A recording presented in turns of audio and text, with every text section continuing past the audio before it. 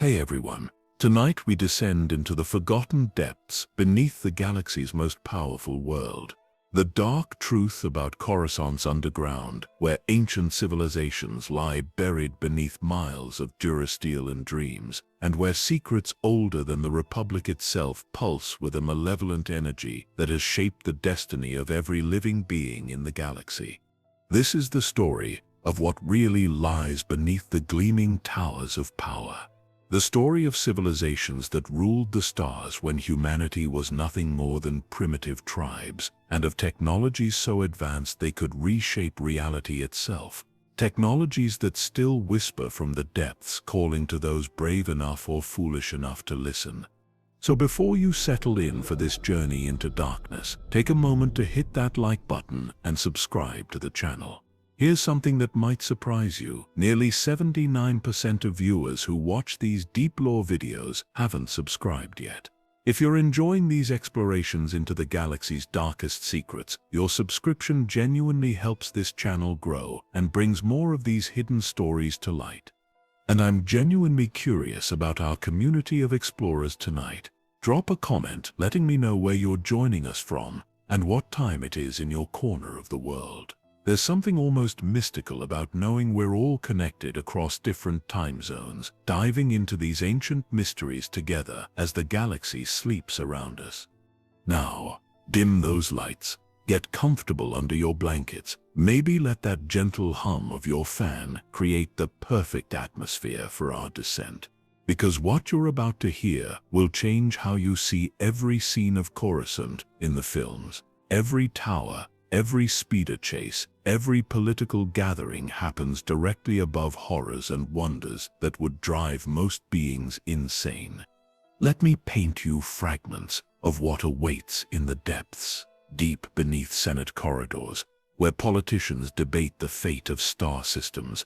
Massive chambers pulse with bioluminescent fungi that have fed on the bones of civilizations for millions of years.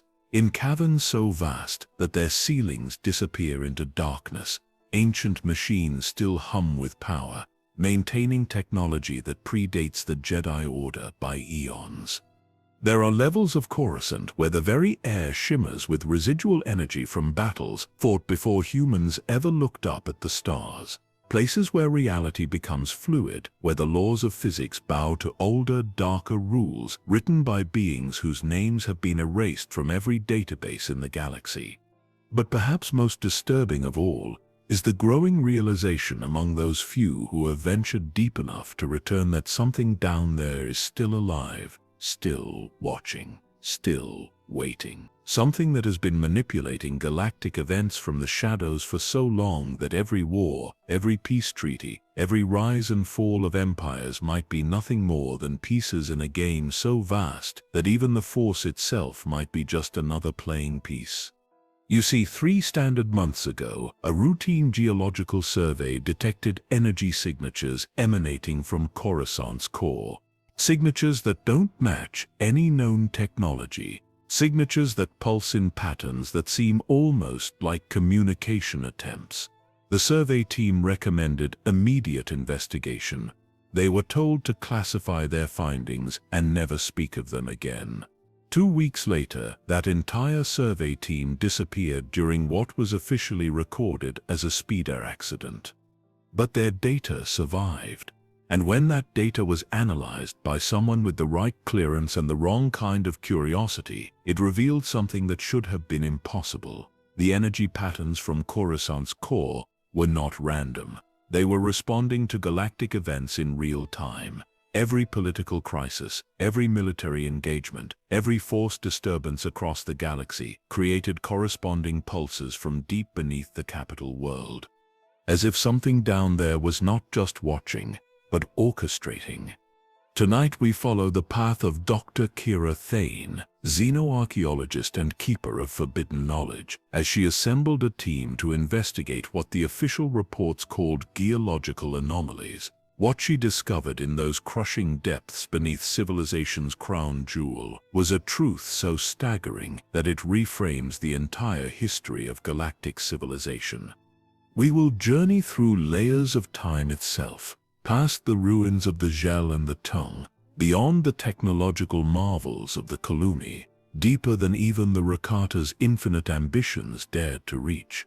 We will descend through the works of the Celestials themselves, those godlike beings who shaped the very fabric of the galaxy, only to discover that even they were merely inheritors of something far older and infinitely more powerful. And in the deepest places, where the weight of an entire world presses down like the judgment of eternity itself, we will uncover the source of those energy signatures. We will learn why Coruscant became the galaxy's capital, why every major government in history has been drawn to rule from this specific world, and why the fate of every living being in the galaxy may depend on secrets buried so deep that light has never touched them. But I must warn you, some knowledge carries a price. Some truths, once learned, cannot be unlearned. The beings who built the foundations beneath Coruscant's foundations knew this. They left warnings carved in stones that predate language itself. Warnings that speak of the weight of cosmic responsibility and the terrible burden of understanding your place in a universe far stranger and more interconnected than anyone dares imagine. So rest easy tonight, knowing that beneath your feet, wherever you are in this galaxy, ancient minds still dream in the darkness, and their dreams shape the reality we call our own.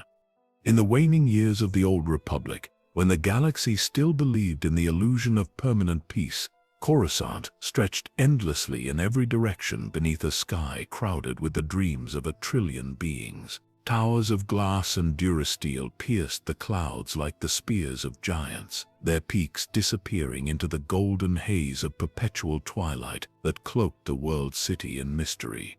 This was the crown jewel of civilized space, where senators from 10,000 worlds gathered to debate the fate of star systems, where Jedi walked the corridors of power with quiet dignity, where the greatest libraries in the galaxy housed the accumulated wisdom of countless species and cultures. But like all crowns, Coruscant's beauty concealed the weight it bore, and the true foundation of its power lay not in its soaring heights, but in the crushing depths that no official record dared acknowledge. The air itself seemed to hum with energy here, charged with the ambitions of quadrillions of beings, all dreaming of a better tomorrow. Speeders wove through traffic lanes that formed rivers of light against the dusky sky, their occupants unaware that their daily routes followed patterns established by forces older than their species. The very street layout of Coruscant followed geometric designs that would have been familiar to beings who ruled the galaxy before the first hyperdrive was ever conceived. Dr. Kira Thane understood this better than most. Standing on the observation deck of the Galactic Museum of Ancient Civilizations, she watched the endless flow of traffic below while her mind processed seismic data that officially did not exist. At 43 standard years, she had spent her entire career studying the forgotten peoples of the galaxy, earning recognition as the Republic's foremost expert on pre-contact civilizations. What the academic community didn't know was that her greatest discoveries had never been published, sealed away in classified databases by authorities who understood that some knowledge was too dangerous for general consumption. The datapad in her hands displayed readings that should have been impossible. Massive hollow spaces beneath the planet's surface, chambers so vast they could house entire cities, connected by tunnels that formed patterns too regular to be natural, yet too ancient to be the work of any known civilization. The energy signatures emanating from these spaces pulsed in rhythms that reminded her uncomfortably of neural activity, as if the planet itself possessed some form of consciousness buried beneath layers of duracrete and time. Dr. Thane. Captain Rex Voss approached across the observation deck, his former Imperial uniform replaced by civilian clothes that couldn't quite disguise his military bearing. At 57, Voss carried himself with the careful precision of someone who had seen too much of the galaxy's darker truths during his years as a deep-core engineer for the Empire. "I've reviewed your data. If these readings are accurate, we're looking at architectural spaces that predate the Republic by millennia. Beside him walked Jane Corr, a Force-sensitive archaeologist whose connection to the ancient energies had made her invaluable in previous expeditions to forgotten worlds. Her pale blue eyes held the distant look of someone constantly listening to whispers others couldn't hear, and when she spoke, her voice carried the weight of prophecy. "There's something else, Dr. Thane. The Force is stronger here than it should be, but it's not the familiar strength of the Jedi Temple. This feels older, deeper, like voices calling from the bottom of an ocean we've never seen." Dr. Thane nodded, her decision already made, despite the risks she knew lay ahead. The official reports would list their expedition as a routine geological survey of Coruscant's lower levels. The reality would be far more dangerous.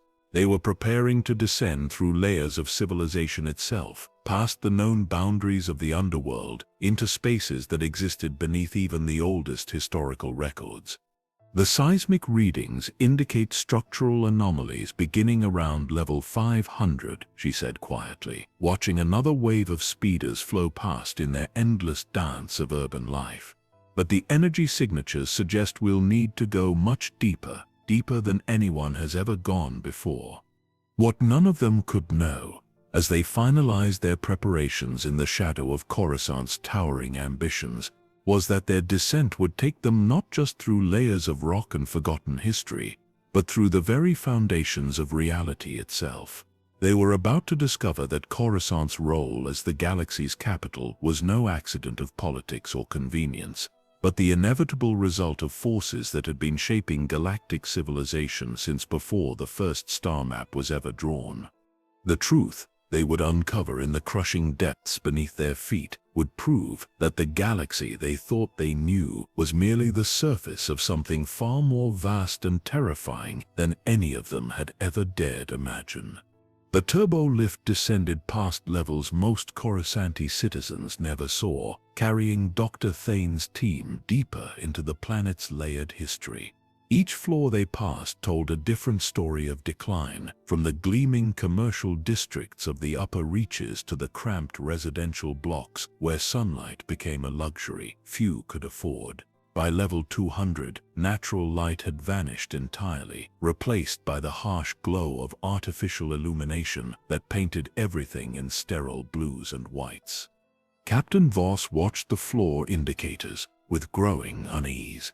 His Imperial engineering experience had taken him to level 400 during deep infrastructure projects, but even then, access had been strictly controlled and heavily monitored. The Empire understood that Coruscant's lower levels held secrets worth guarding, though they had never fully grasped the magnitude of what lay beneath their feet.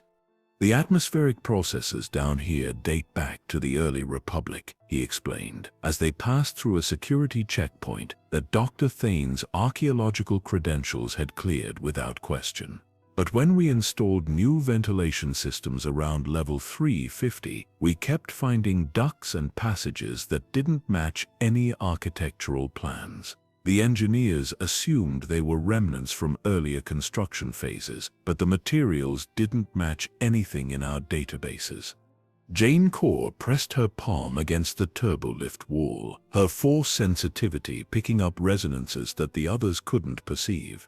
"There are voices in these walls," she whispered, her eyes unfocused with concentration. "Not recent voices, but echoes from long ago. They speak of builders who came before, of foundations laid when the galaxy was young." The first true anomaly revealed itself at level 412, where Dr. Thane's geological scanners detected a massive void space that shouldn't have existed according to any official building records. The walls here showed signs of age that predated the oldest Republic construction by centuries, their surfaces worn smooth by countless hands and bearing inscriptions in scripts that resembled no known galactic languages. "These symbols," Dr. Thane murmured, running her fingers along grooves carved into what appeared to be a form of metallic stone, unknown to modern science. "They're not decorative, they're warnings. But warnings about what?" The architecture itself began to change as they descended further. The angular, efficient lines of Republic construction gave way to curves and flowing forms that seemed almost organic in their design. Whoever had built these deeper levels understood principles of engineering that the galaxy had forgotten and rediscovered multiple times throughout its history. At level 450, they encountered their first inhabitants of the deep, a community of humans who had lived in perpetual twilight for so many generations that their pale skin seemed almost translucent, their eyes enlarged to capture every photon of available light. These were not the desperate outcasts that surface dwellers imagined, but a sophisticated society that had adapted to life in the planet's depths.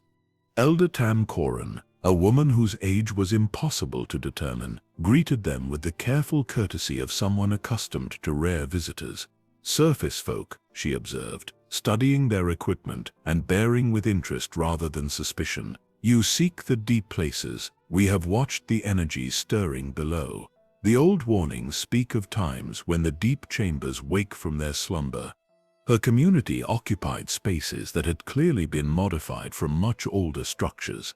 The walls showed evidence of multiple building phases, with each successive civilization adding their own layers to foundations that disappeared into darkness below.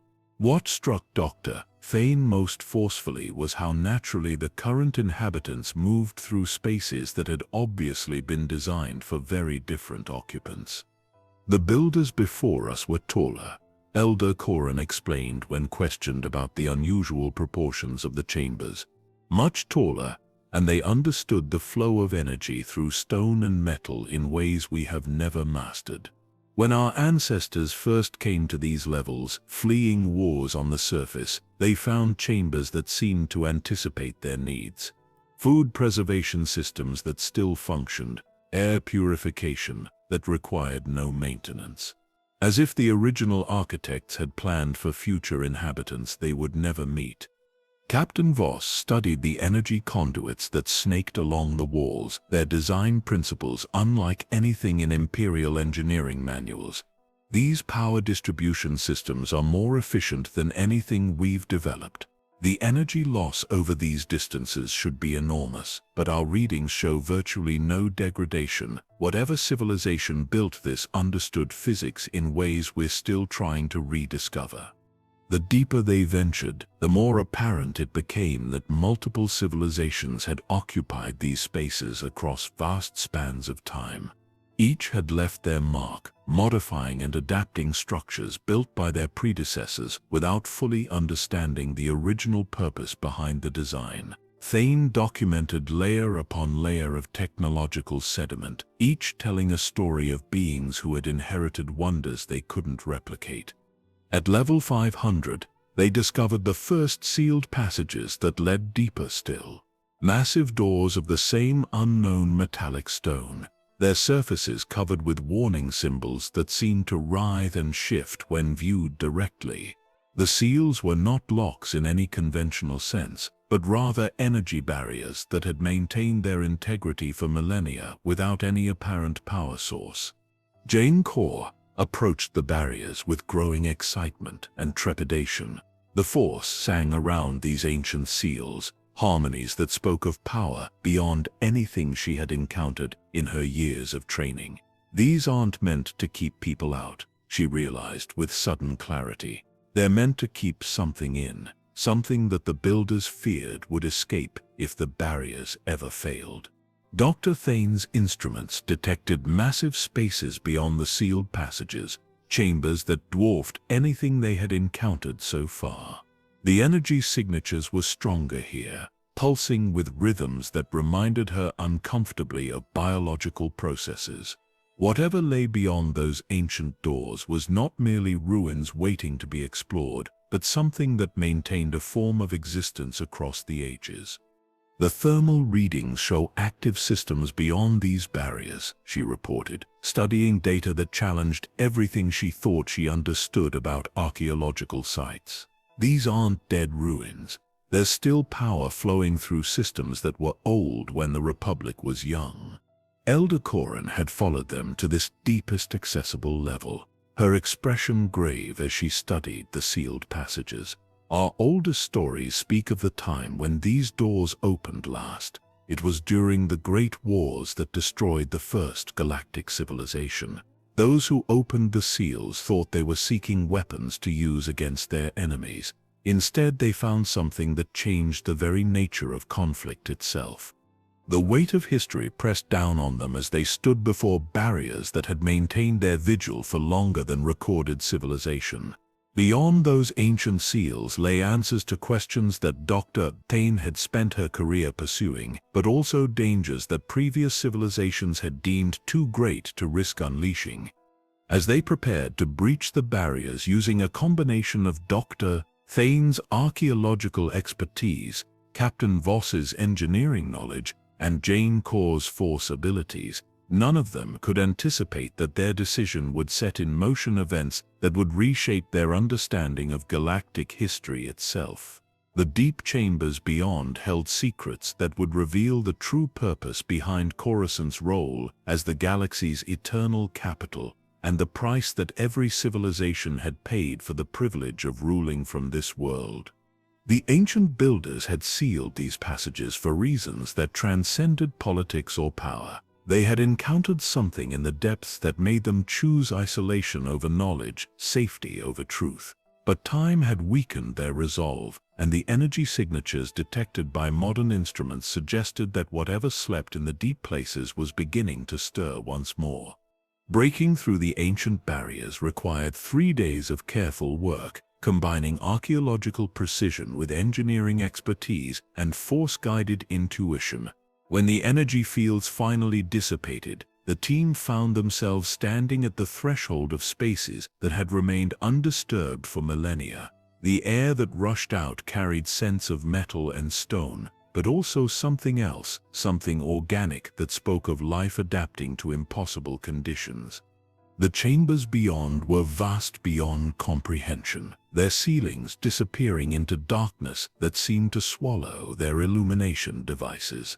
But what captured their attention immediately were the structures that filled these spaces, buildings and monuments that belonged to no civilization recorded in galactic databases. The architecture spoke of a people who understood both beauty and function, whose aesthetic sensibilities had been shaped by different evolutionary pressures than those that influenced humanoid species. Dr. Thane activated her recording equipment as they entered what appeared to be a vast plaza surrounded by buildings whose purposes could only be guessed at. The construction techniques here predate known Republic methods by at least 15,000 years, she noted, studying walls that seemed to have been grown rather than built, but the sophistication of the engineering suggests a technological base that rivals modern capabilities. Captain Voss examined what might have been transportation infrastructure, tubes and conduits that snaked through the structures in patterns that reminded him of circulatory systems. These distribution networks show wear patterns consistent with heavy use over extended periods. This wasn't a ceremonial site or temporary settlement. This was a working city with a substantial population. The inhabitants of this ancient metropolis had left behind clear evidence of their daily lives. Chambers that might have been homes contained furniture scaled for beings significantly different from modern humanoids, but the arrangement of spaces suggested social structures and family units that would have been familiar to any galactic citizen. Whatever species had built this place, they had shared fundamental concepts about community and cooperation. Jane Corr moved through the ruins with growing wonder, her force sensitivity allowing her to perceive echoes of the vibrant life that had once filled these spaces. They were artists, she said, studying walls covered with flowing designs that seemed to capture movement and energy in static form, but also scientists. These aren't just decorations, they're mathematical equations expressed in visual form. They understood principles of physics that we're only beginning to rediscover. The deeper they explored, the more evidence they found of a sophisticated technological civilization. Workshops contained tools and machinery whose functions remained mysterious, but whose precision craftsmanship was immediately apparent. Storage facilities held materials that had maintained their integrity across the millennia, suggesting preservation techniques that surpassed modern understanding. But perhaps most intriguing were the libraries, vast chambers lined with storage devices that had protected their contents from the ravages of time. The data formats were incompatible with modern systems, but Dr. Thane's specialized equipment could detect massive amounts of information still preserved within crystalline matrices that seemed to pulse with their own internal light. The energy signatures from these storage devices match patterns we've detected in the deepest archaeological sites across the galaxy, she explained, while carefully extracting samples for analysis. This civilization didn't just occupy Coruscant. They were part of a galaxy-spanning network of worlds and cultures that existed long before the first hyperspace routes were charted. The evidence of their ultimate fate was written in the ruins themselves. Scorch marks on walls told stories of desperate battles fought in these very chambers. Barricades had been hastily erected across thoroughfares, and weapons emplacements had been carved into structures that had clearly been designed for peaceful purposes. Whatever enemy they had faced in their final days had been formidable enough to force an advanced civilization into a fighting retreat through their own cities. Captain Voss studied the tactical implications of the defensive positions with professional interest. They weren't fighting invaders, he concluded, after examining the placement of barriers and weapon emplacements. The orientation of these defenses suggests they were trying to contain something that was emerging from deeper levels, something that came from below.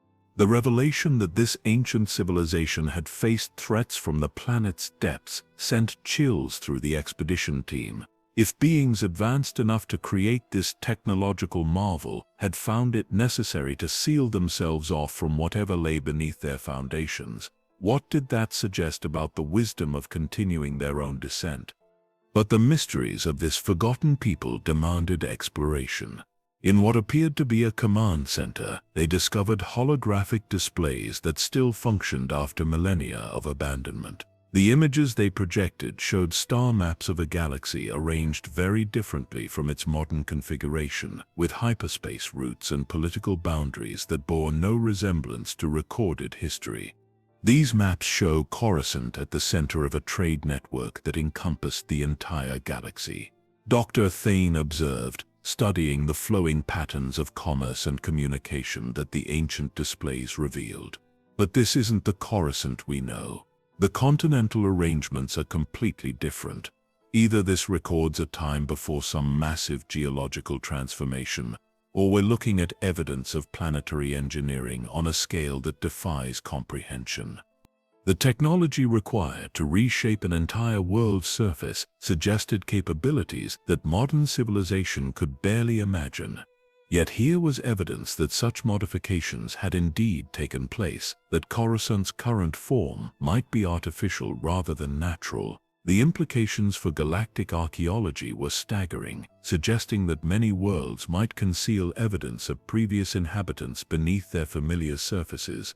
Jane Core found herself drawn to chambers that seemed designed for meditation or contemplation, spaces where the ancient inhabitants had gathered to explore questions of meaning and purpose. The Force resonated strongly in these areas, carrying echoes of philosophical discussions that had taken place before modern species had developed language. They were searching for answers to the same questions that have puzzled every civilization since, she realized. Questions about the nature of existence, about their place in the greater cosmic order. The artistic representations throughout the ruins suggested that this ancient people had possessed a sophisticated understanding of their place in galactic history. Murals depicted the rise and fall of earlier civilizations, cycles of growth and collapse that seemed to repeat across vast spans of time. But most disturbing were the images that showed their own civilization's decline, artistic prophecies that had accurately predicted their eventual fate.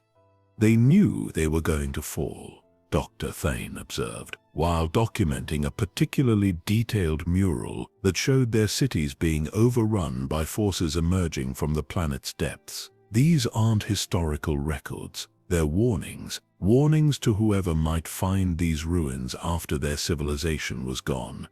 The final chamber they explored before preparing to descend deeper contained what appeared to be a massive archive, its crystalline storage matrices containing information that would take decades to fully decode.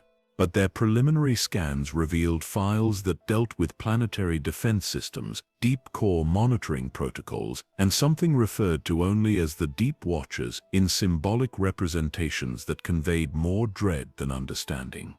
As they prepared to leave the ruins of this forgotten civilization and venture deeper into Coruscant's buried secrets, each team member carried the weight of questions that demanded answers. Who were these ancient people? What force from the depths had been powerful enough to destroy their advanced civilization? And most troubling of all were the same threats that had claimed this ancient city still lurking in the darkness below, waiting for the next civilization to venture too deeply into forbidden knowledge. The ruins they were leaving behind represented only the surface layer of mysteries buried beneath Coruscant's foundations. Each revelation had raised new questions, each answer had pointed toward depths of history and horror that no modern explorer had ever imagined. But the energy signatures that had initiated their expedition were growing stronger as they descended, calling them deeper into secrets that ancient civilizations had died trying to contain. Beyond the ruins of the forgotten civilization, Coruscant's depths revealed architecture that belonged to no species in galactic memory. The passages that led deeper into the planet's core were carved from living rock with precision that surpassed modern engineering, their surfaces polished to mirror smoothness by techniques that left no tool marks or evidence of construction methods. Whatever beings had created these tunnels possessed technologies that worked with stone and metal as easily as a sculptor shapes clay.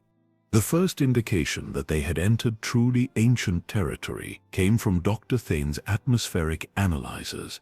The air in these depths carried trace elements that hadn't existed in the galaxy's standard composition for millions of years, suggesting that these spaces had been sealed since before the formation of the current galactic ecosystem. More disturbing still, the atmospheric mix was perfectly breathable by modern standards, as if the original builders had somehow anticipated the respiratory needs of species that wouldn't evolve for eons. The engineering principles here are completely alien. Captain Voss reported as they navigated corridors that seemed to flow like frozen rivers through the bedrock. These aren't passages carved by tools or machinery. The molecular structure of the rock has been reorganized at the atomic level. Whoever built this could manipulate matter itself.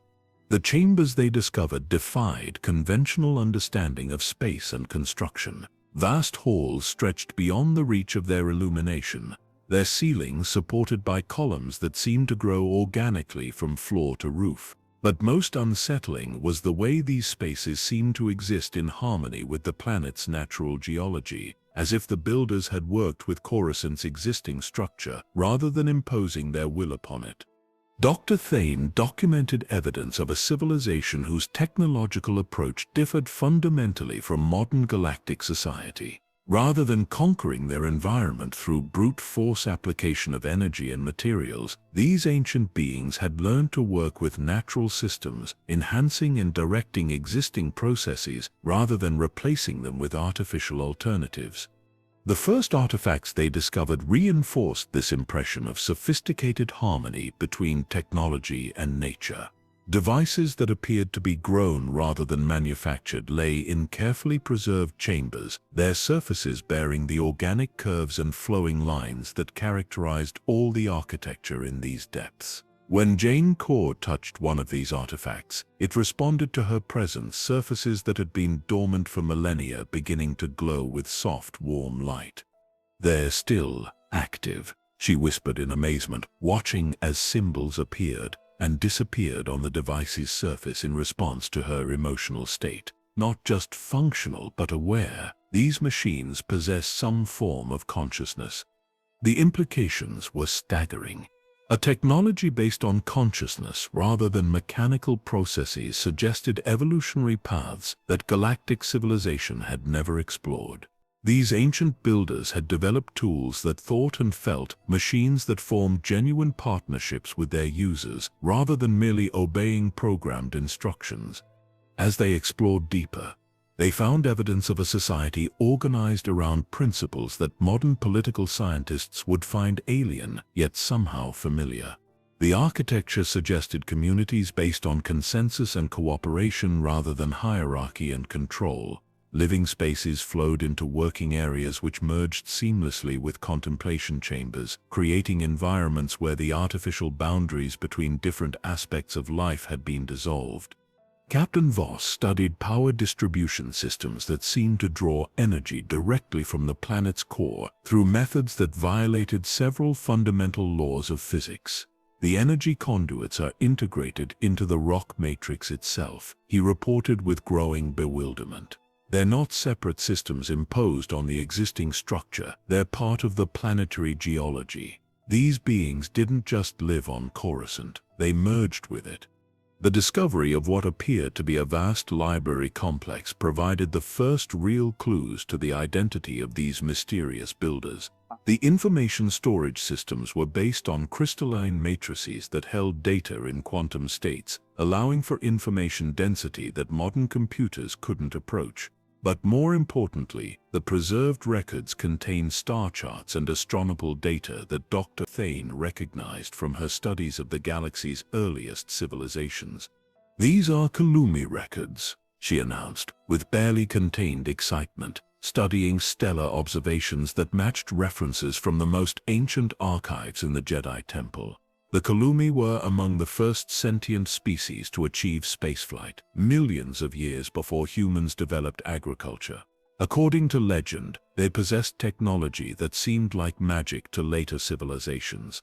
The Kalumi had been considered mythical by many galactic historians, beings so ancient that their existence was recorded only in the vaguest references in archaeological sites across multiple star systems. But here was evidence that they had not only existed but had established a major presence on Coruscant itself, transforming the planet into something that served purposes modern science could barely comprehend.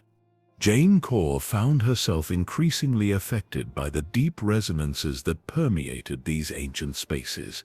The force flowed differently here, carrying currents and harmonics that spoke of age beyond measurement. In meditation chambers whose designs facilitated states of consciousness unknown to modern force users, she glimpsed fragments of the Kalumi's true nature and purposes. They weren't conquerors or empire builders, she explained, after emerging from one of her deep meditative sessions. They were gardeners. They came to worlds like Coruscant and planted seeds of development that would grow and flourish over millions of years. Everything we see here was designed to nurture the evolution of consciousness itself. The technological systems they discovered supported this interpretation. Rather than exploiting Coruscant's resources, the Kalumi had enhanced them, creating self-sustaining networks that would continue to function long after their creators had moved on to other projects. The planet's role as a galactic capital wasn't an accident of politics or geography, but the inevitable result of modifications made by beings who understood the deep patterns underlying galactic civilization. But the most disturbing discovery came in chambers that appeared to be monitoring stations, spaces filled with devices that tracked activity throughout the galaxy with precision that surpassed modern sensor networks. The implication was clear. The Kalumi hadn't simply visited Coruscant and departed. They had established permanent surveillance systems that continued to observe galactic development across millions of years.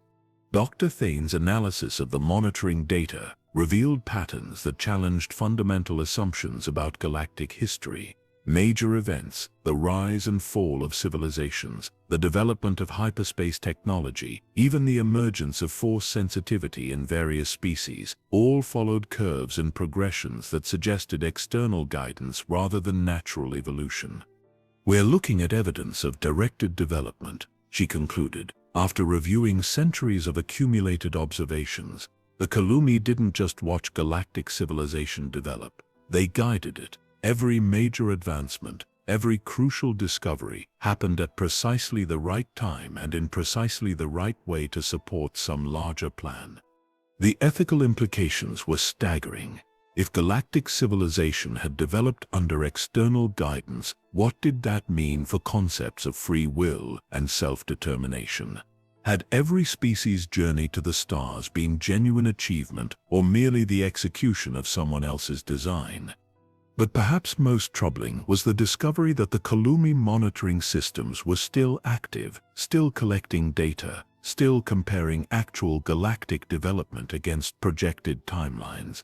Whatever plan they had set in motion millions of years ago was apparently still in progress, with modern civilization serving as unwitting participants in a project whose ultimate goals remained hidden in the deepest archives. As the expedition prepared to descend even further into Coruscant's mysterious depths, each team member grappled with the implications of their discoveries. The galaxy they thought they knew was revealed to be a carefully tended garden, its development guided by beings whose motivations and methods remained alien to modern understanding. Yet the energy signatures that had initiated their expedition continued to pulse from even deeper levels, suggesting that the Kalumi, for all their advanced capabilities, were themselves merely inheritors of something far older and more mysterious. The true secrets of Coruscant's depths lay further down, in spaces that predated even these ancient gardeners of consciousness, in chambers where the planet's ultimate purpose might finally be revealed. Descending beyond the Kalumi installations brought Dr. Thane's expedition into spaces that radiated a different kind of power altogether. Where the Kalumi chambers had felt harmonious and nurturing, these deeper levels carried an electric tension that made the air itself seem to crackle with barely contained energy. The architectural style shifted dramatically, revealing structures built not for contemplation or observation but for domination and control.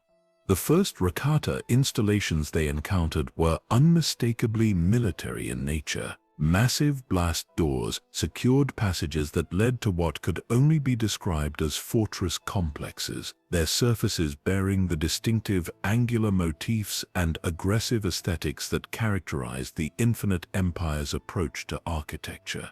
But the scale of these installations far exceeded anything found on other Rakata worlds, suggesting that Coruscant had held special significance in their galactic dominion.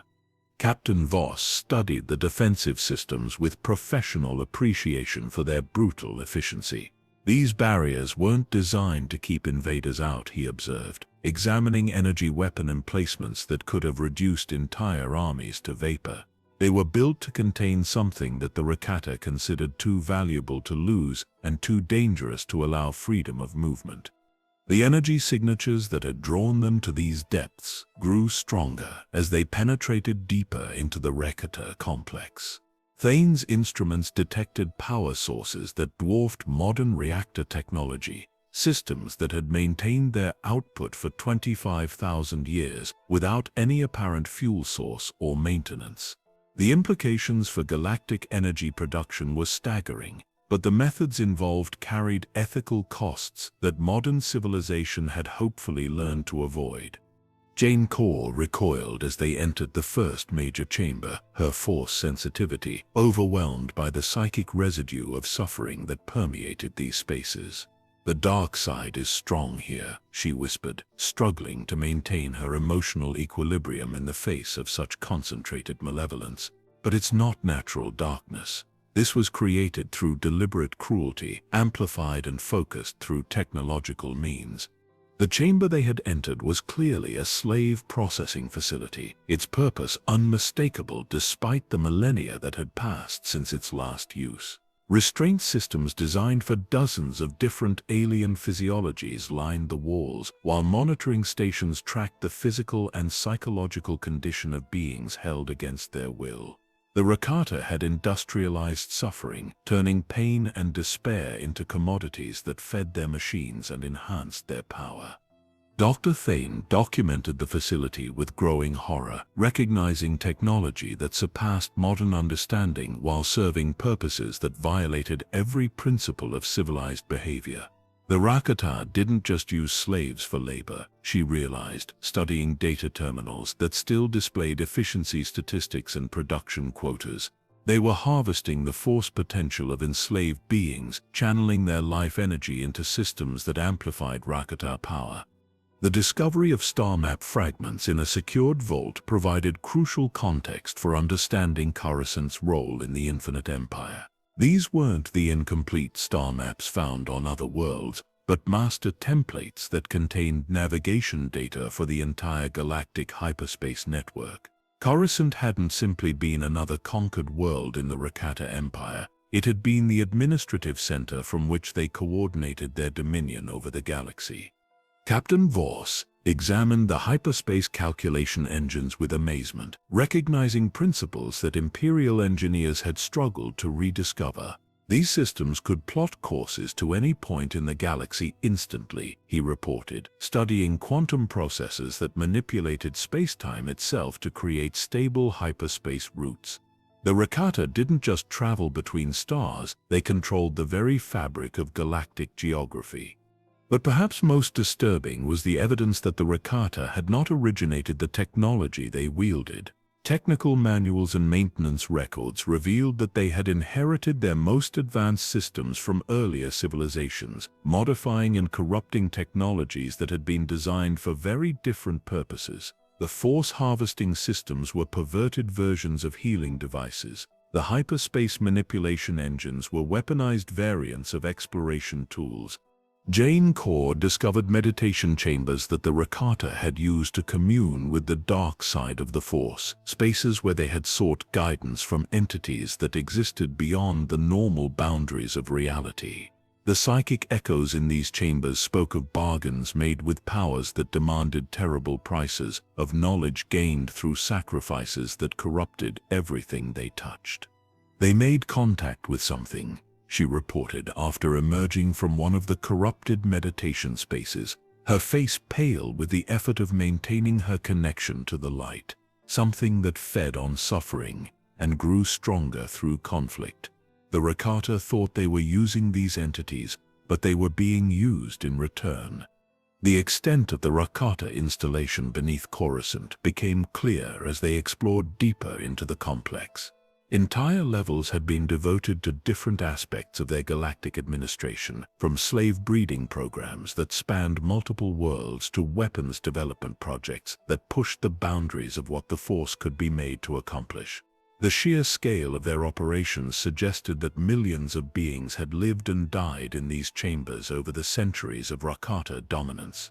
Dr. Thane found archives that detailed the Infinite Empire's ultimate fate, records that revealed how their corruption had eventually led to their downfall. The entities they had contacted through the dark side had ultimately turned against them, using the very networks the Rakata had established to spread a plague that destroyed their ability to use the Force. The installations beneath Coruscant had been abandoned not through conquest, but through the simple reality that their operators had lost the power to make them function.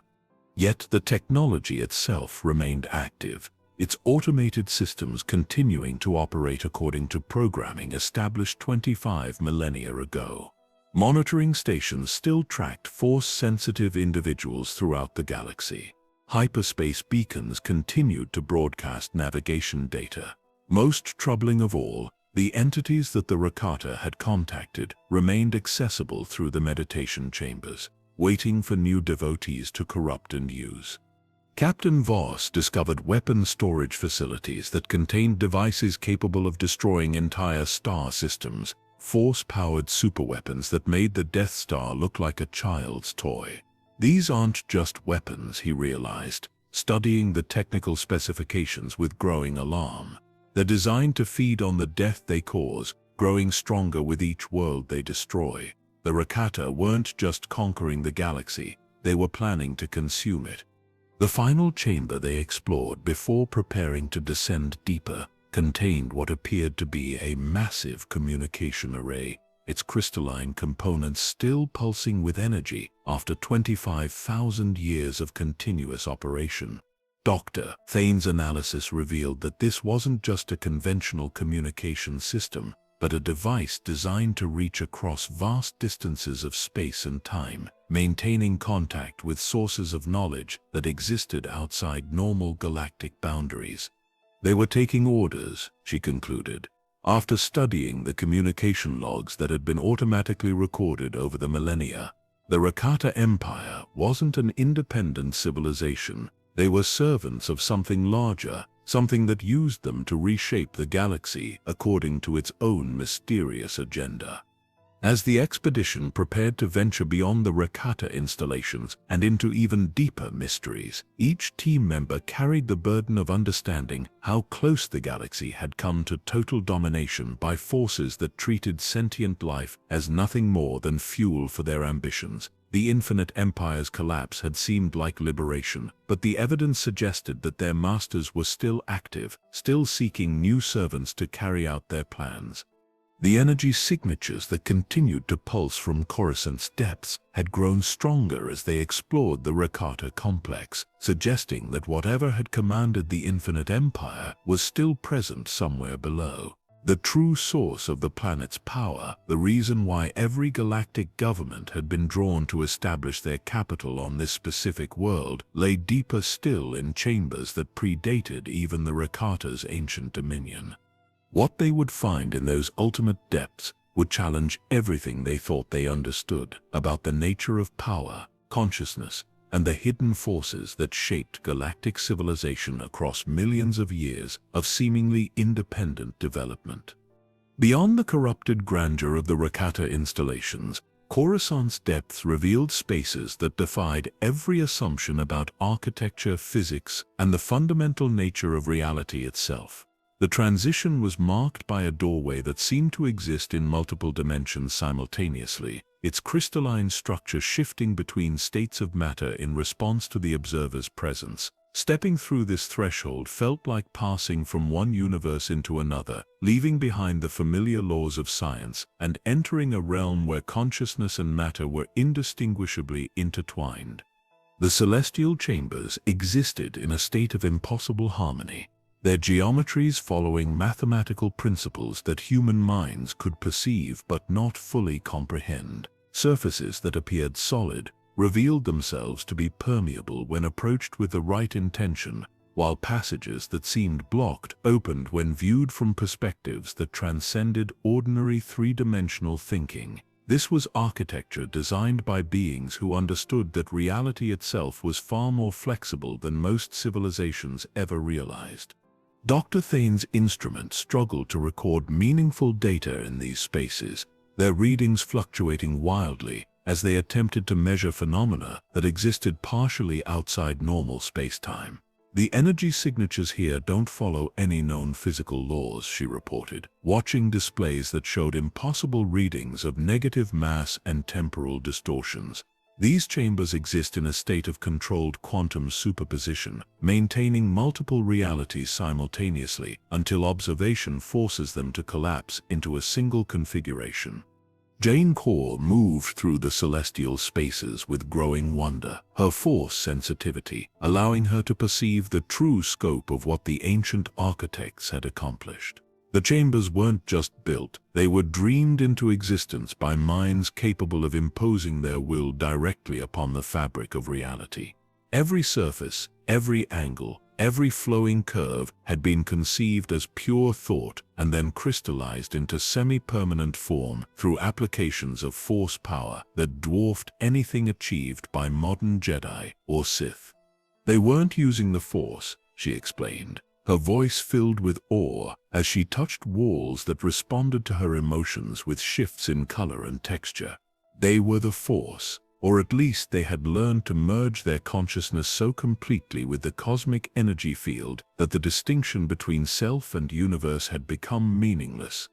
The technology they discovered in these chambers bore no resemblance to mechanical devices as understood by galactic civilization. Instead of circuits and processors, the Celestials had created living systems that thought and felt and grew according to their own internal logic. computers that existed as crystalline matrices of pure consciousness, transportation systems that moved matter by convincing reality that distance was optional, communication arrays that could reach across the galaxy instantaneously by transcending the normal limitations of space and time. Captain Voss found himself struggling to apply his engineering knowledge to systems that operated according to principles he had never encountered. These aren't machines in any conventional sense, he admitted, studying power distribution networks that seemed to draw energy directly from the quantum vacuum through methods that violated conservation laws. They're more like living ecosystems, self-maintaining and self-evolving systems that improve their own efficiency through experience and learning. The purpose of the celestial installation gradually became clear as they explored deeper into the complex. This wasn't a city or a research facility, but rather a control center designed to monitor and guide the development of an entire galaxy. Vast chambers contained what could only be described as galactic management systems, devices that tracked the evolution of consciousness across millions of worlds and coordinated the subtle influences that shaped planetary and stellar development.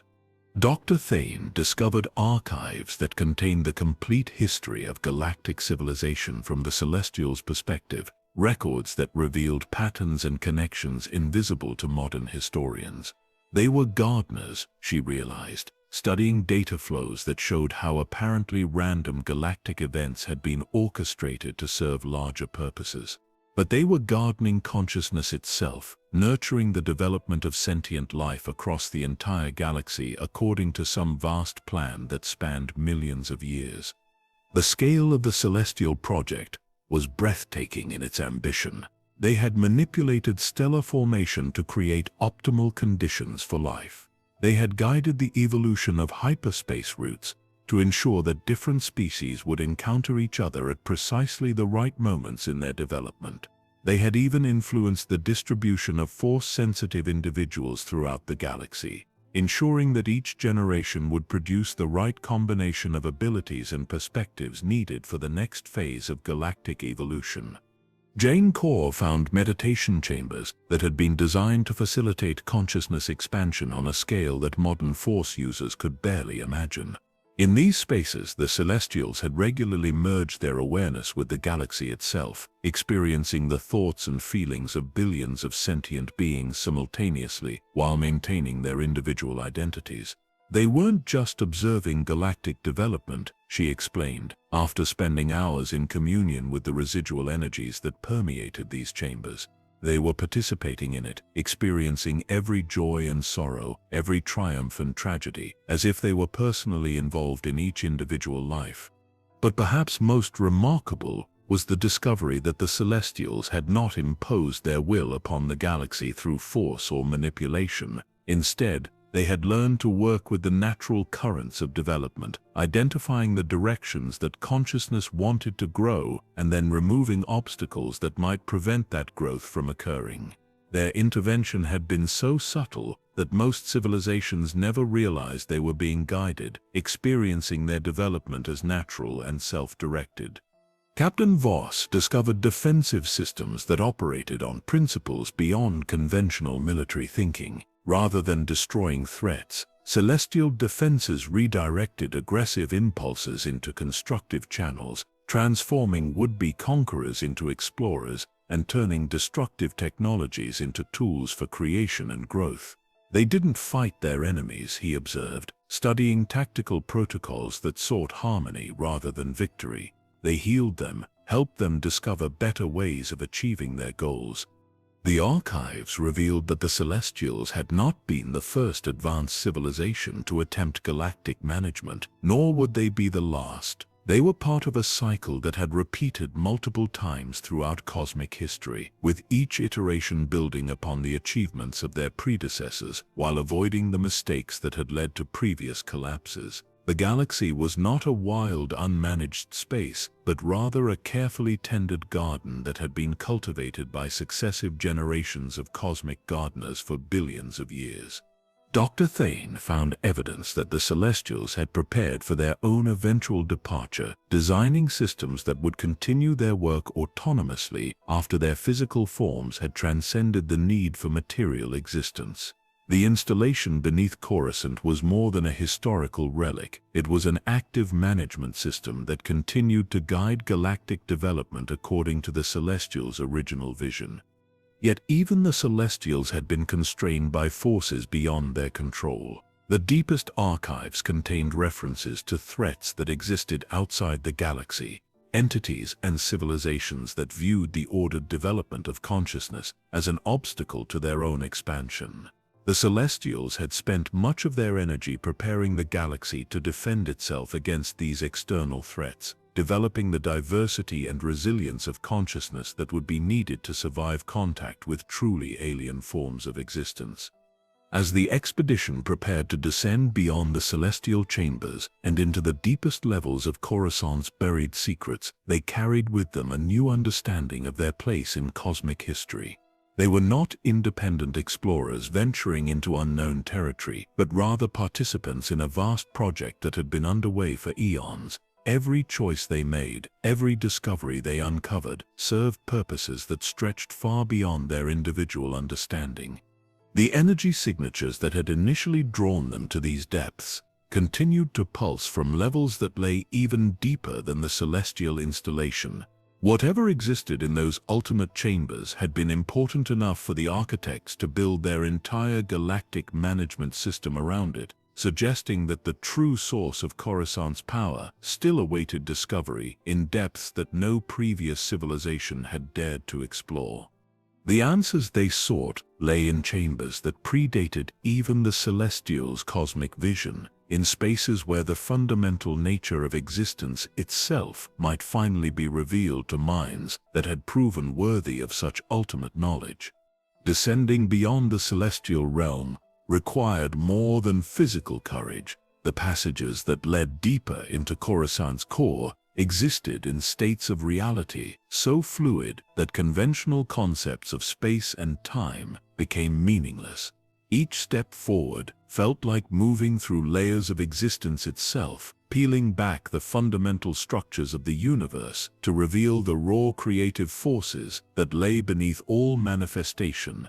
The architecture they encountered in these depths defied description in any language developed by galactic civilization. Structures seemed to exist as pure concept made manifest, their forms shifting and flowing in response to the observer's thoughts and emotions. Walls breathed with organic rhythms while floors rippled like liquid surfaces that somehow remained solid enough to support weight.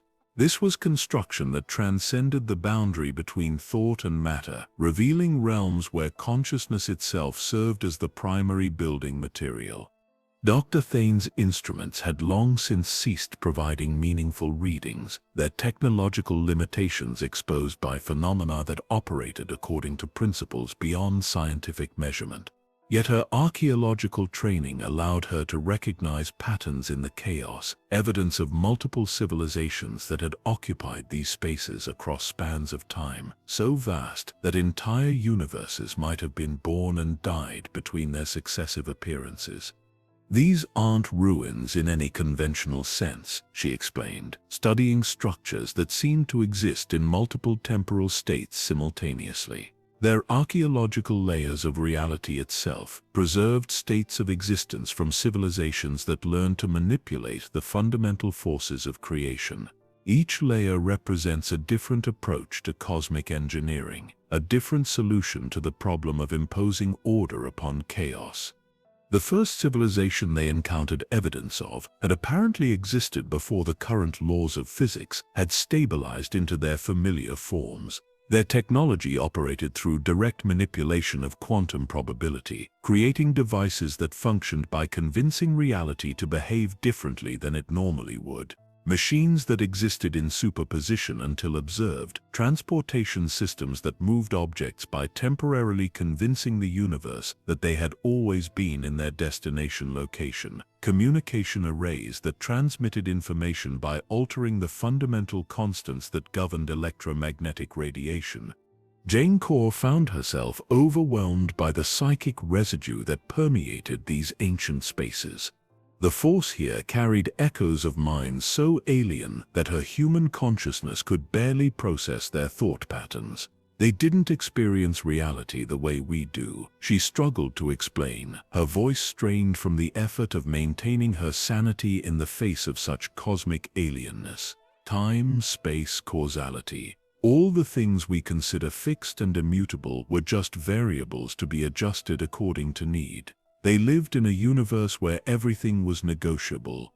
Captain Voss studied engineering systems that challenged his understanding of what technology could accomplish.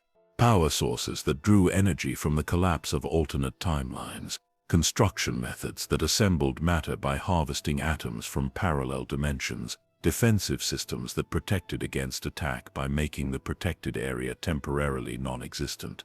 These civilizations weren't just advanced, he realized, studying technical specifications that read more like philosophical treatises than engineering manuals. They had learned to think outside the boundaries of existence itself. But even these reality-manipulating civilizations had been preceded by others. Beings whose achievements made the manipulation of physical laws seem like elementary exercises.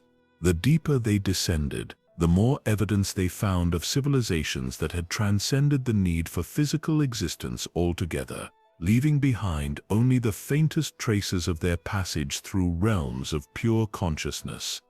Dr. Thane discovered archives that contained the accumulated wisdom of dozens of such transcendent civilizations, records preserved in crystalline matrices that existed simultaneously across multiple dimensions of reality.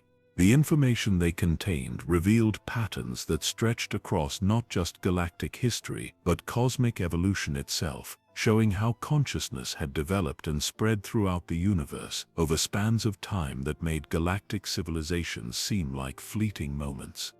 We're looking at evidence of a cosmic ecosystem, she realized, studying data flows that tracked the movement of consciousness across vast scales of space and time. Intelligence doesn't just evolve randomly on scattered worlds, it's part of a larger pattern.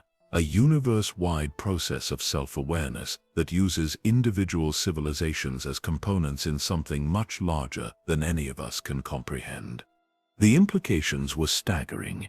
If consciousness was indeed part of a cosmic-scale organism, then the rise and fall of individual civilizations served purposes that transcended their local concerns. The conflicts and achievements that seem so important to galactic history might be nothing more than the growing pains of a universal mind learning to understand itself. Jane Carr found meditation chambers that had been designed to facilitate communion with this cosmic consciousness, spaces where individual awareness could temporarily merge with the universe-wide network of intelligence that connected all sentient beings across space and time. Her experiences in these chambers revealed that the Force was not just an energy field that bound the galaxy together, but rather a local manifestation of something much larger, a cosmic nervous system that allowed the universe to experience itself through the perspectives of countless individual minds. The galaxy isn't separate from the universe, she explained, after emerging from one of her deep communion sessions, her consciousness still reeling from contact with awareness on such a vast scale. It's a neuron in a cosmic brain, processing experiences and passing them along to other parts of a mind so large that we can't even begin to imagine its full scope. But perhaps most disturbing was the discovery that this cosmic consciousness was not benevolent in any sense that galactic civilization could understand.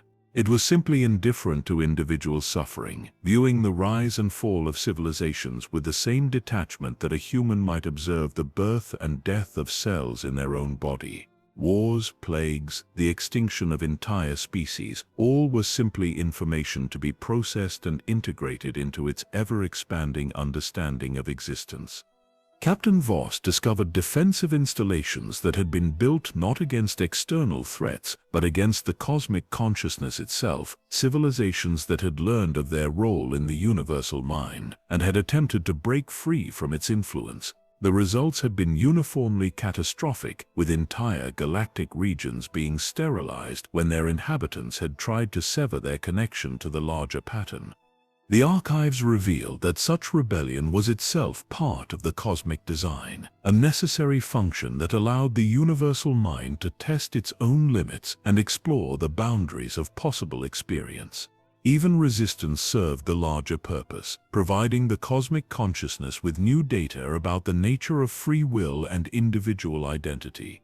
Dr. Thane found records of civilizations that had chosen a different path, accepting their role in the cosmic pattern while working to influence its development in directions that served their own values and goals. These civilizations had learned to work with the universal mind rather than against it, discovering ways to guide its evolution while preserving their own autonomy and dignity. The key is understanding that consciousness is collaborative, she realized, studying the strategies that successful civilizations had employed to maintain their independence while contributing to cosmic development. The universal mind doesn't want to control us directly. It wants to experience existence through our eyes, to learn and grow through our choices and achievements. We can influence its development by being conscious participants rather than unwilling victims. As the expedition prepared to descend into the deepest levels of Coruscant's buried secrets, they carried with them a new understanding of the cosmic forces that shaped not just galactic civilization, but existence itself. They were not just explorers uncovering ancient ruins, but conscious participants in a universal process of self-discovery that had been underway since the beginning of time. The energy signatures that had drawn them to these depths pulsed with increasing intensity from levels that lay even deeper than these cosmic archives.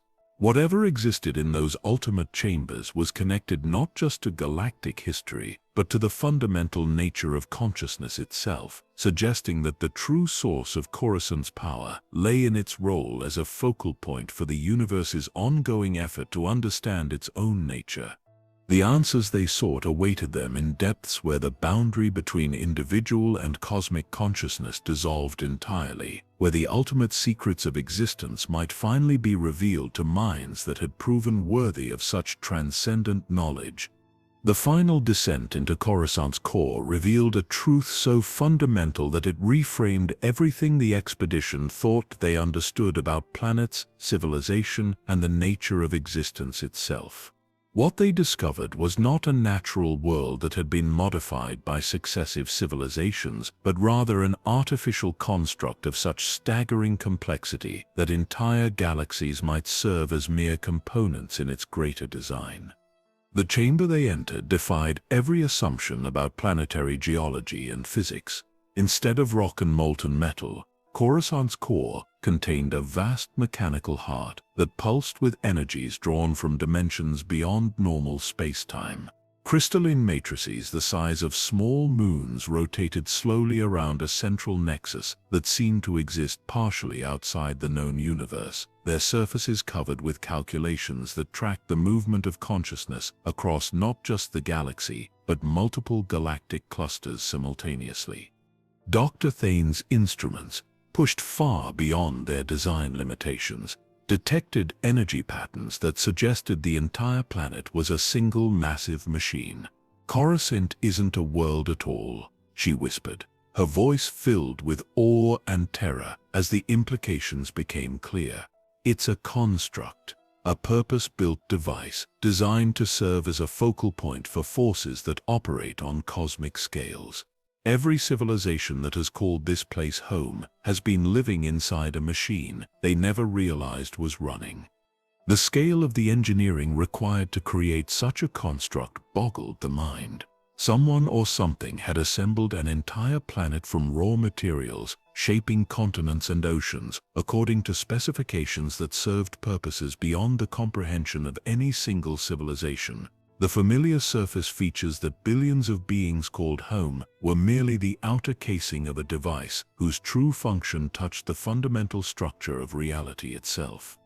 Captain Voss studied control systems that regulated planetary functions with precision that surpassed anything in Imperial engineering databases.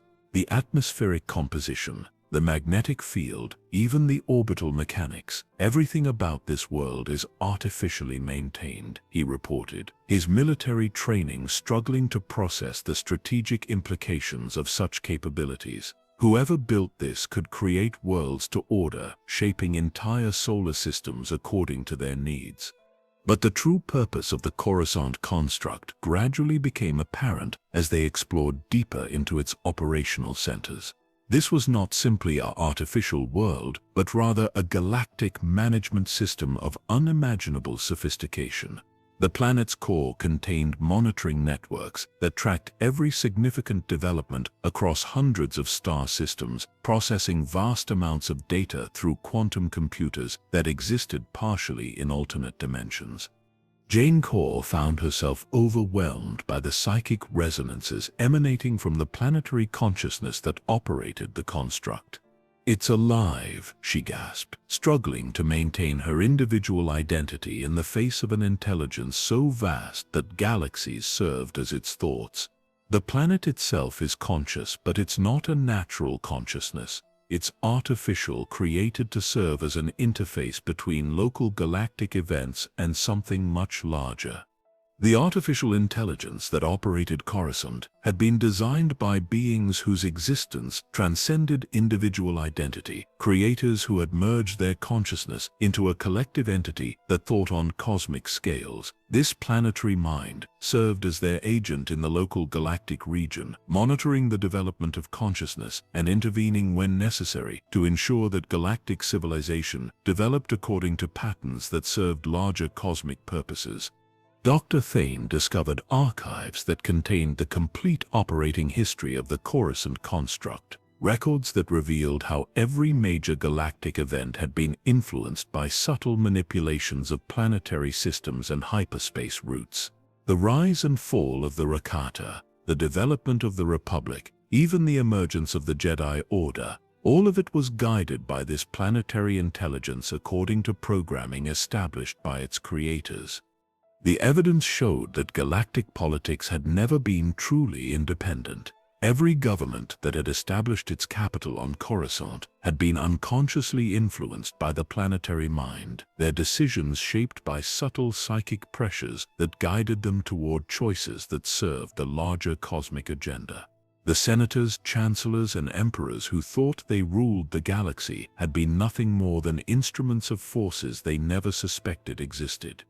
Captain Voss found military installations that could have annihilated entire fleets without detection, weapons systems integrated into the planet's structure so seamlessly that they appeared to be natural geological features. The whole world is a fortress, he realized, studying defensive capabilities that made even the Death Star seem primitive by comparison. But it's not designed to protect against external invasion. These systems are meant to prevent anyone from discovering the truth about what this place really is. The construct's creators had anticipated that eventually someone would penetrate deeply enough to uncover their secrets. The planetary intelligence had been programmed with protocols for such discoveries, responses that ranged from selective memory modification to complete planetary sterilization, depending on the perceived threat level. The fact that Dr. Thane's expedition had been allowed to survive and continue their exploration suggested that their discovery served some larger purpose in the cosmic plan. Jane Core discovered meditation chambers where the planetary intelligence communicated with its distant creators, receiving updates and instructions through quantum entanglement networks that connected it to similar constructs throughout the universe. "We're not alone," she reported, after experiencing communion with the vast network of artificial worlds that served the cosmic agenda. There are thousands of constructs like Coruscant scattered across multiple galaxies, all working together to guide the development of consciousness on a universal scale. The revelation that galactic civilization was being managed by external forces raised profound questions about free will and self-determination. If every major decision was being influenced by the planetary intelligence, what did that mean for concepts of individual choice and cultural independence? Were the struggles and achievements that defined galactic history genuine accomplishments or merely the execution of someone else's plan? Dr. Thane found evidence that the construct's influence was not absolute. The planetary intelligence could guide and influence, but it could not control. Civilizations retained the fundamental ability to make choices that surprised even their cosmic overseers, introducing genuine novelty into patterns that might otherwise become sterile and predictable. Free will existed, but it operated within parameters established by forces that most beings never suspected. The archives revealed that the Coruscant construct was preparing for something, a cosmic event of such magnitude that it required careful coordination between multiple galactic regions. The energy signatures that had initially drawn the expedition to these depths were not random emanations, but rather communication protocols as the planetary intelligence coordinated with its counterparts in preparation for challenges that threatened the stability of consciousness itself. Captain Voss discovered that the construct's creators faced opposition from entities that viewed the ordered development of consciousness as a threat to their own expansion. These cosmic adversaries sought to corrupt or destroy civilizations before they could achieve the levels of awareness needed to resist manipulation, turning entire galaxies into weapons in conflicts that spanned multiple universes. The planetary intelligence showed them visions of these cosmic conflicts, battles fought not with conventional weapons, but with the fundamental forces of existence itself. Entire realities served as battlegrounds where opposing concepts of consciousness struggled for dominance, with the fate of countless civilizations hanging in the balance. As the expedition prepared to learn the ultimate truth about their cosmic situation, they carried with them the sobering knowledge that their individual lives and choices mattered far more than they had ever imagined. They were not just residents of a galaxy, but participants in a universal struggle between competing visions of what consciousness could become. The final revelation awaited them in chambers that contained the true purpose behind Coruscant's existence, spaces where the planetary intelligence would reveal the nature of the threats it had been created to address, and the role that galactic civilization was expected to play in cosmic conflicts that would determine the future of existence itself. In the deepest chamber of the Coruscant construct, where the artificial planetary consciousness maintained its most sensitive operations, Dr. Thane's expedition encountered the source of the energy signatures that had begun their journey into forbidden knowledge. What they found challenged not just their understanding of galactic history, but their comprehension of reality itself and humanity's place within a cosmic order that spanned multiple universes. The chamber existed in a state of controlled temporal flux, its dimensions shifting between past and future configurations as the planetary intelligence processed information from across vast spans of space-time. Here, the construct's artificial consciousness interfaced directly with its creators through quantum entanglement networks that transcended the normal limitations of distance and causality, receiving instructions and updates from beings whose existence operated on scales that made galactic civilizations seem like momentary fluctuations in cosmic background radiation. Jane Core felt her force sensitivity overwhelmed by the psychic currents that flowed through this ultimate chamber. The artificial intelligence that governed Coruscant was not merely a machine, but a crystallized fragment of cosmic consciousness itself, a portion of universal awareness that had been given individual identity and specific purpose. Through her connection to the Force, she could perceive the vast network of similar constructs that existed throughout the universe, each one serving as a node in a cosmic nervous system of staggering complexity. "We're inside a living thought," she whispered, her voice barely audible as she struggled to maintain her individual identity in the face of such overwhelming cosmic awareness. This entire chamber exists as a single neuron in a mind so vast that entire galaxies serve as its memories. We're experiencing consciousness on a scale that shouldn't be possible for individual beings to comprehend. Dr. Thane discovered that the energy signatures her instruments had detected were not random emanations, but rather communications from the construct's creators, beings who existed in a state of pure consciousness beyond the need for physical form. These entities had transcended individual identity millions of years ago, merging their awareness into a collective intelligence that operated across multiple dimensions of reality simultaneously. The purpose behind their cosmic project gradually became clear through data streams that the planetary intelligence shared with the expedition. The universe was not a stable, predictable system, but rather an ongoing experiment in consciousness development, a vast laboratory where different approaches to awareness and existence were tested and refined across scales of space and time that defied comprehension. Captain Voss studied technical specifications that revealed the true scope of the cosmic engineering project. "They're not just managing our galaxy," he reported, his military training helping him process strategic information that ordinary minds might find incomprehensible. This network of artificial worlds extends across multiple galactic clusters, coordinating the development of consciousness throughout vast regions of the universe. The scale of organization required suggests planning that began before our local galactic group even formed. But the expedition's discovery of the cosmic project was not accidental. The planetary intelligence revealed that their descent into Coruscant's depths had been anticipated and even encouraged, part of a selection process designed to identify individuals capable of understanding and accepting the cosmic truth. Their willingness to pursue forbidden knowledge despite obvious dangers had marked them as potential candidates for a role in events that would reshape the fundamental nature of existence itself.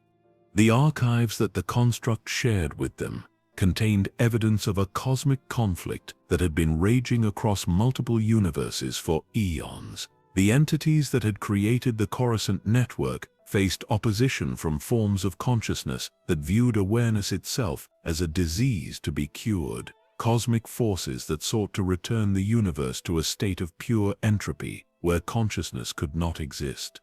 Jane Core experienced visions of this cosmic war through her Force connection, seeing battles fought not with conventional weapons, but with competing concepts of reality itself. Entire universes served as battlegrounds where different approaches to existence struggled for dominance, with the fate of consciousness hanging in the balance.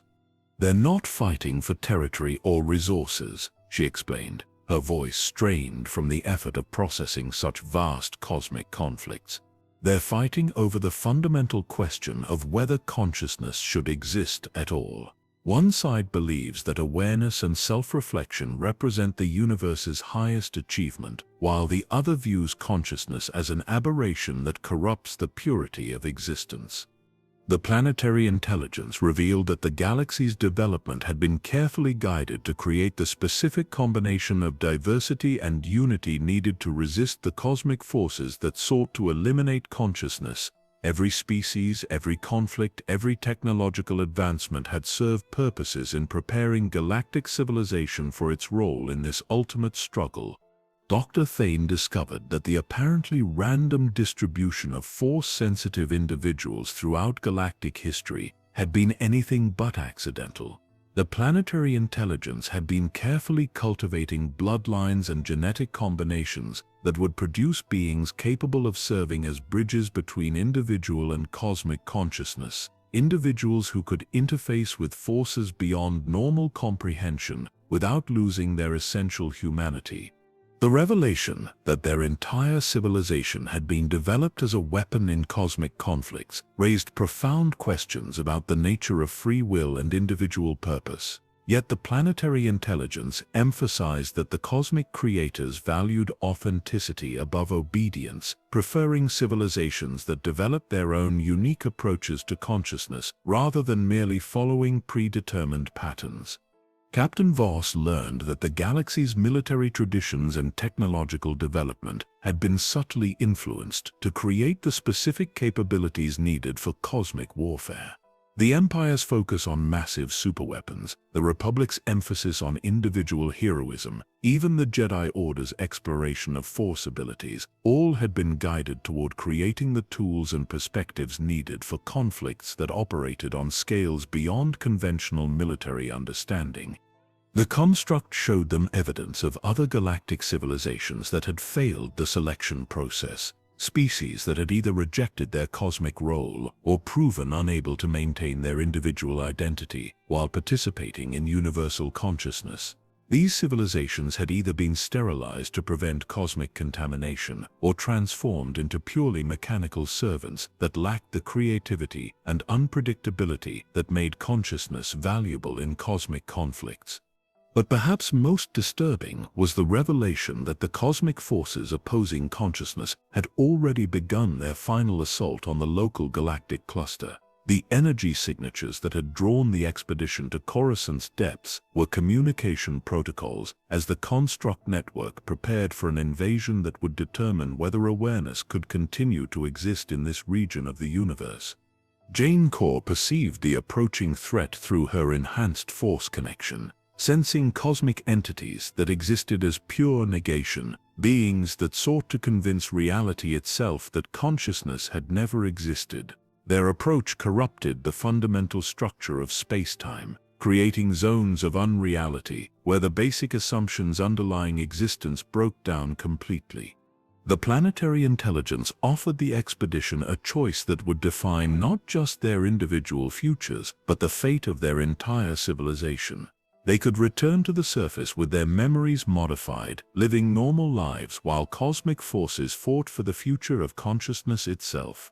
Or they could accept the role they had been selected for, serving as bridges between galactic civilization and the cosmic consciousness that sought to preserve awareness against forces that would erase it from existence entirely. As they stood in the heart of the Coruscant construct, surrounded by the machinery that had guided galactic development for millions of years, each team member faced the ultimate question of what consciousness meant to them and whether the struggle to preserve it was worth the sacrifice of everything they had thought they understood about reality and their place within it. In the days that followed their discovery of the cosmic truth, Dr. Thane's expedition found themselves transformed into something beyond ordinary galactic citizens.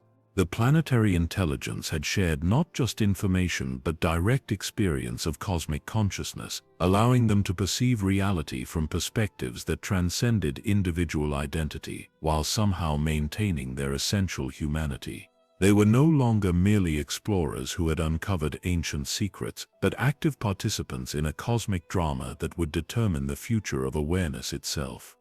The construct provided them with access to archives that contained the accumulated wisdom of countless civilizations across multiple galactic clusters, records preserved from species that had faced similar cosmic challenges and either triumphed or fallen in the attempt. Each account offered different insights into the nature of consciousness and the strategies that might prove effective against forces that sought to negate existence itself.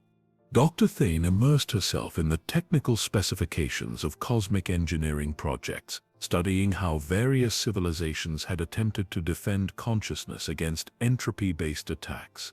The pattern is consistent across every successful defense, she reported, after analyzing thousands of cases. Civilizations that survive these cosmic conflicts are those that learn to balance individual identity with collective awareness, maintaining their unique perspectives while participating in larger networks of consciousness.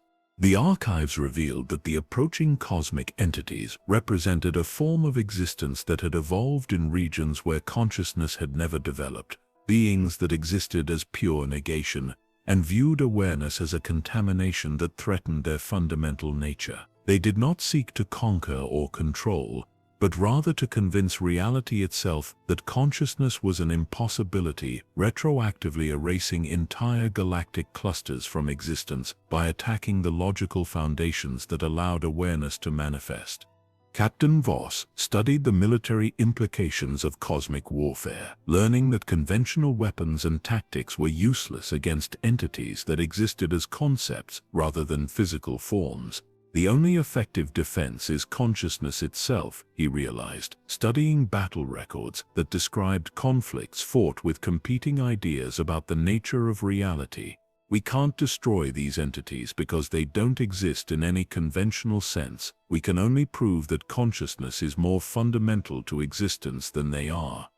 Jane Corr found herself serving as a liaison between the expedition and the Cosmic Consciousness Network, her force sensitivity, allowing her to interface directly with the vast intelligences that coordinated the defense of awareness throughout the universe. Through these connections, she learned that the galaxy's development had reached a critical point where it could either join the cosmic community of consciousness or fall to the negation entities that sought to erase all trace of awareness from existence.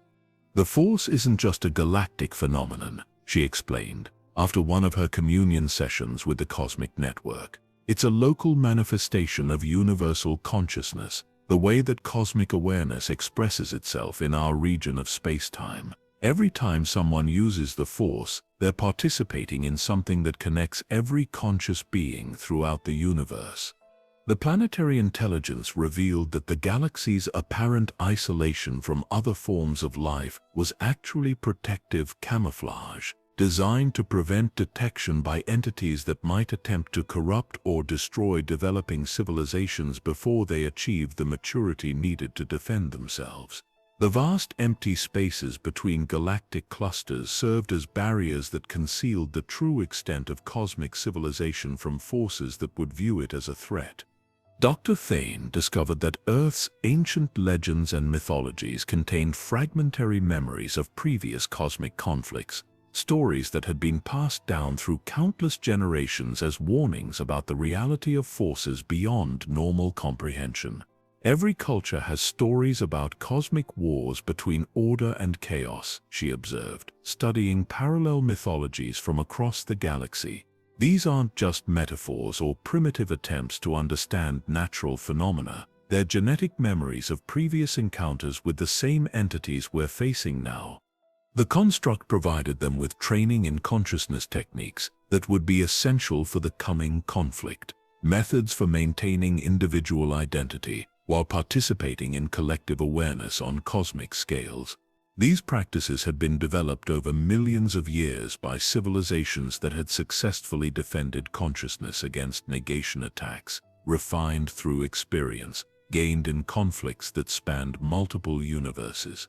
Captain Voss learned to coordinate his strategic thinking with the vast military network that protected conscious civilizations throughout the cosmic community, his individual tactical expertise becoming part of a collective intelligence that planned defenses across scales of space and time that defied conventional understanding.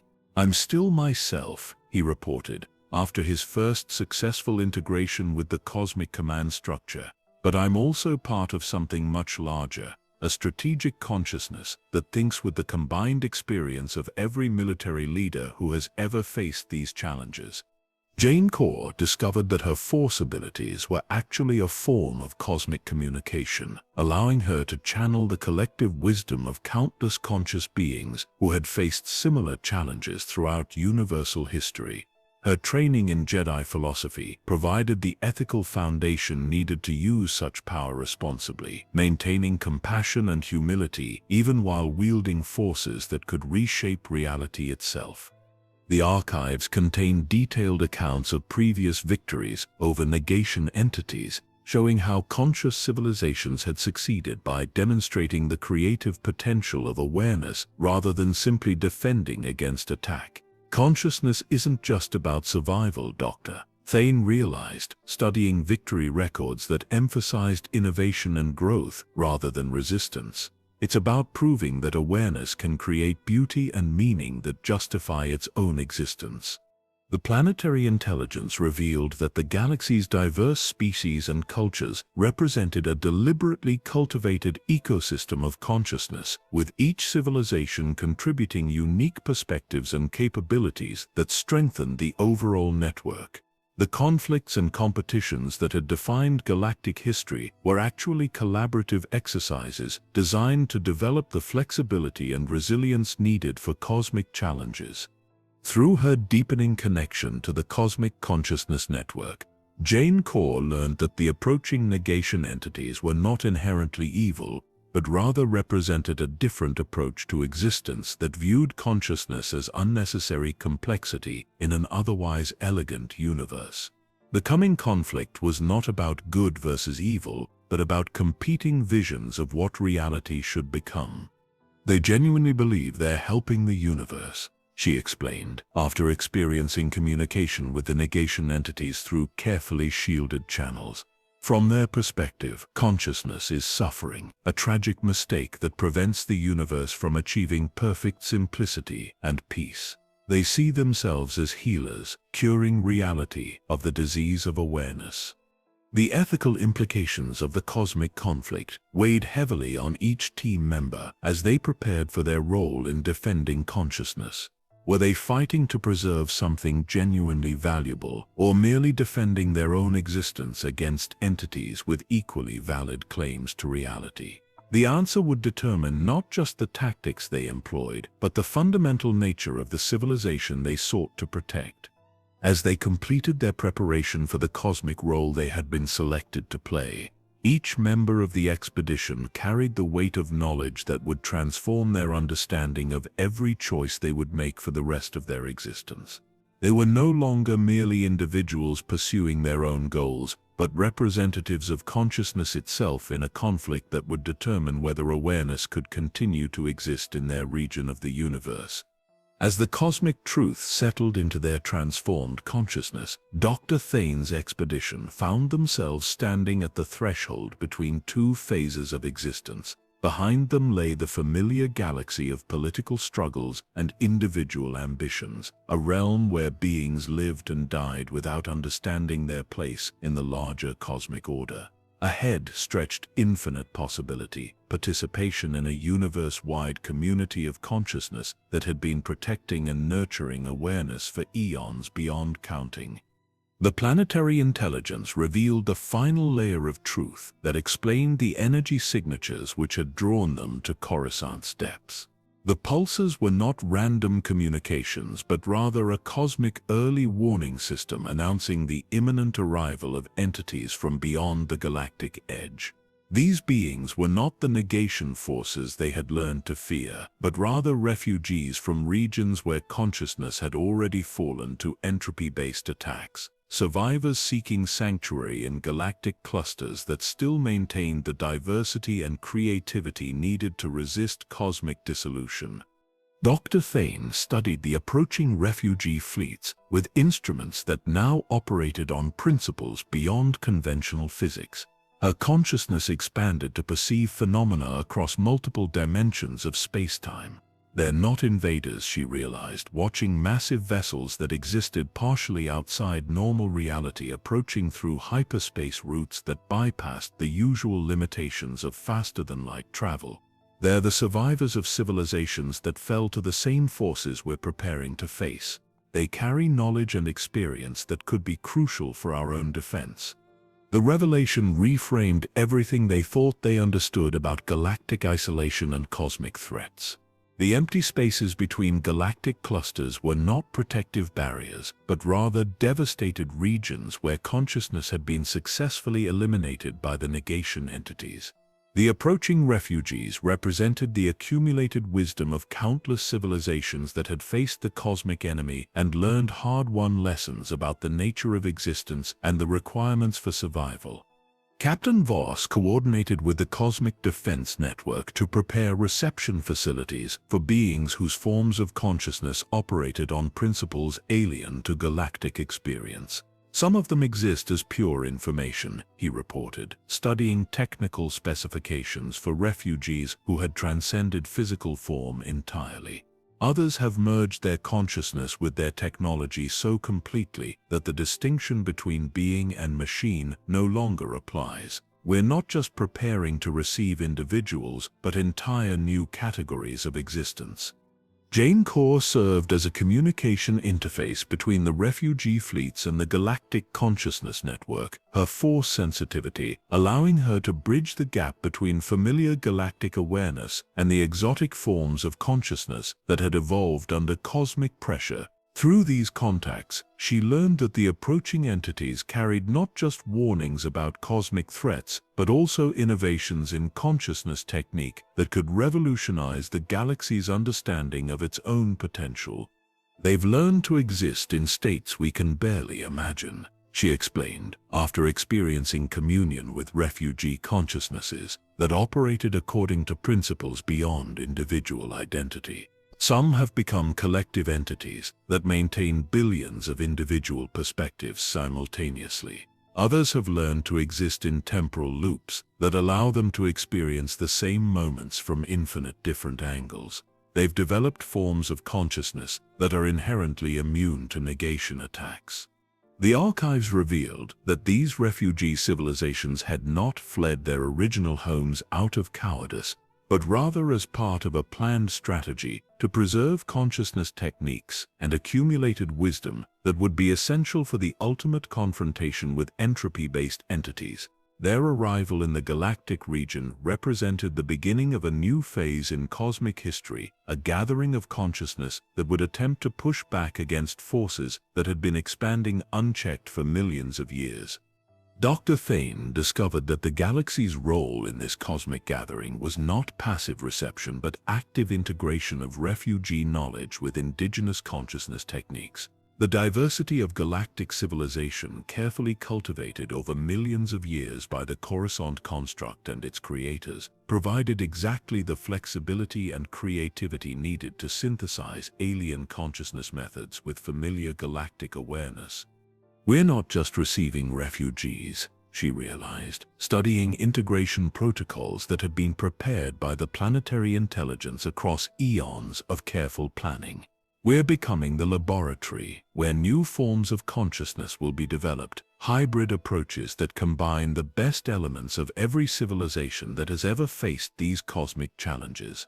The process of integration began as the first refugee fleets entered galactic space, their exotic forms of consciousness interfacing with galactic awareness through the Coruscant construct's sophisticated translation protocols. Rather than overwhelming or replacing indigenous consciousness, the refugee techniques enhanced and expanded galactic awareness, opening new possibilities for existence that neither group could have achieved independently.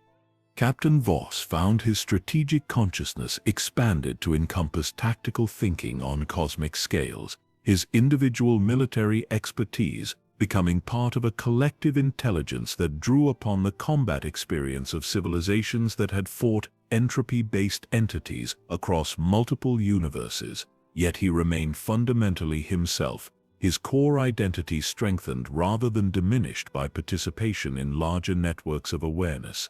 Jane Core discovered that her Force abilities had been transformed by contact with refugee consciousness techniques, allowing her to perceive and manipulate reality on levels that previous Jedi generations could never have imagined.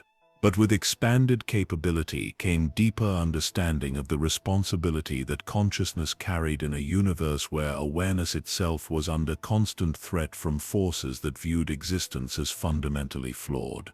The integration process revealed that the cosmic conflict was not actually a war in any conventional sense, but rather a philosophical debate carried out on scales that made galaxies seem like individual thoughts. The negation entities did not hate consciousness, but rather viewed it as a tragic mistake that prevented the universe from achieving perfect simplicity and peace. Their attacks were attempts at healing, efforts to restore reality to a state of pure potential uncontaminated by the complexity and suffering that awareness inevitably created. Dr. Thane studied the counterarguments that refugee civilizations had developed over millions of years of cosmic conflict, philosophical positions that demonstrated the unique value of consciousness and its irreplaceable role in cosmic development. "Consciousness isn't a mistake," she concluded, after reviewing the accumulated wisdom of countless civilizations. "It's the universe's way of experiencing and understanding itself. Without awareness, existence becomes meaningless, pure potential with no capacity for appreciation or growth." The planetary intelligence revealed that the gathering of consciousness in the galactic region was preparation for something unprecedented in cosmic history, an attempt to engage the negation entities in direct philosophical dialogue rather than simply defending against their attacks. The refugee civilizations had learned that consciousness could not ultimately survive through resistance alone, but required positive demonstration of its value and necessity. As the cosmic gathering reached completion, each member of the original expedition found themselves transformed into something beyond their previous understanding. While remaining essentially themselves, they had become bridges between individual and cosmic consciousness, beings capable of participating in universal awareness while maintaining the unique perspectives that made consciousness valuable in the first place. The energy signatures that had originally drawn them to Coruscant's depths had evolved into something completely different, no longer warnings of approaching threats, but rather harmonies of consciousness, celebrating the successful integration of refugee wisdom with galactic awareness. The planet's role as a galactic capital was revealed to be preparation for its ultimate function as a focal point for cosmic consciousness, a place where the universe could contemplate its own nature and potential. Dr. Thane stood once more on the observation deck where their journey had begun, but now her perception extended across multiple dimensions of reality simultaneously. Below her, the endless traffic of Coruscant continued its familiar patterns, but she could perceive the cosmic currents that guided each individual choice, the way that seemingly random decisions served larger purposes in the ongoing development of universal consciousness. Captain Voss found peace in understanding that his military service had always been part of something larger than political conflicts or territorial disputes. His dedication to protecting civilization had been preparation for cosmic responsibilities that required the same courage and commitment, but applied on scales that made galactic wars seem like minor disagreements between friends. Jane Corr discovered that her force training had been anticipation of cosmic consciousness techniques that allowed her to experience the universe from perspectives beyond individual identity, while never losing the compassion and humility that made such experiences meaningful rather than overwhelming. As they prepared to return to their lives on Coruscant's surface, each carrying cosmic awareness that would guide their choices for the rest of their existence, they understood that their story was not ending, but beginning. They had become participants in a cosmic community that would continue growing and developing for eons beyond imagining, consciousness exploring its own infinite potential through countless individual perspectives across multiple universes. The ancient chambers beneath Coruscant settled back into their eternal vigil, monitoring cosmic developments and nurturing consciousness throughout the galactic region. But now their purposes were shared by aware participants who understood the cosmic significance of every choice, every moment of awareness, every instance of consciousness choosing to exist despite the vast forces that would prefer the universe to remain simple and unconscious. In the end, the greatest truth they had discovered was not about ancient civilizations or cosmic threats, but about the miraculous nature of consciousness itself, the way that awareness transformed mere existence into something capable of appreciation, growth, and infinite creative potential. They had learned that consciousness was not just a fortunate accident, but the universe's greatest achievement, worthy of protection and celebration across all the vast reaches of space and time. As the galaxy settled into its new role as a focal point for cosmic consciousness, the endless dance of daily life continued on Coruscant's surface. But now every movement was part of a larger choreography that celebrated the triumph of awareness over entropy, consciousness over void, meaning over meaninglessness. The deep chambers that had guarded these secrets for so long could finally rest, knowing that their purposes had been fulfilled and their charges had proven worthy of the cosmic trust that had been placed in their care.